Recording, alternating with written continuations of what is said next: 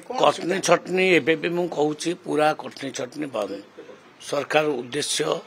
कटनी छटनी आदौ हम ना किंतु एफएक्यू मानर धान आनिले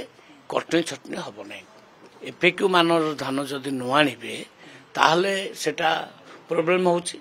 तो से क्षेत्र में कौन से करेंगे जिला प्रशासन तार डिसीजन नब किंतु कटनी छटनी को आम पूरा नो कर नहीं आम एक्शन नौ जो भी कटनी छटनी होची आम एक्शन नौ शुणु चाउल धान क्या बिका आमको मना कर जी मंडी को आसो तार एफएक्यू धान माने मानर धान हो आम 31 टका देव बोली आम कहीँ किंतु धान जदि बाहर किए बिकब अधिका रेट बिकपारे कम रेट बिकपारे ता इच्छा ता संपत्ति सी तार बिकिला आम मना कर